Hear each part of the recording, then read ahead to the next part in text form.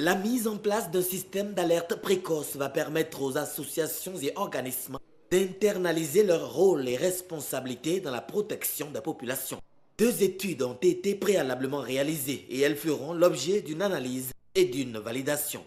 Les inondations exceptionnelles de 2010 ainsi que celles de 2012 et 2013 à Malanville et à Karimama, causées par le débordement du fleuve Niger, ont produit d'innombrables pertes et dommages, affectant ainsi plus de 55 des 77 communes que compte notre pays, le Bénin.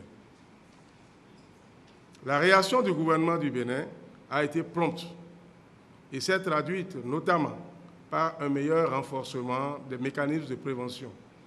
Je reste convaincu qu'au terme de cet atelier, nous arriverons à valider ces rapports d'études et à dégager des mesures d'opérationnalisation de leurs conclusions.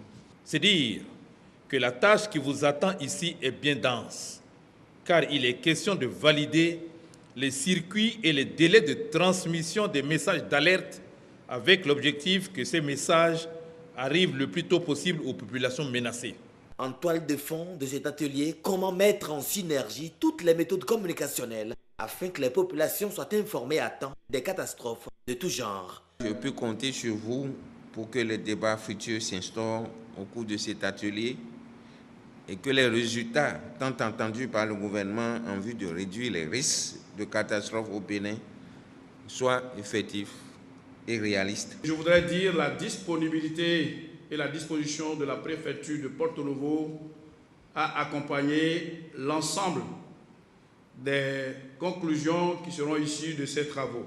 Au terme des travaux de 48 heures, le projet Système d'alerte précoce et l'Agence nationale de la protection civile entendent disposer d'un canevas opérationnel face aux catastrophes.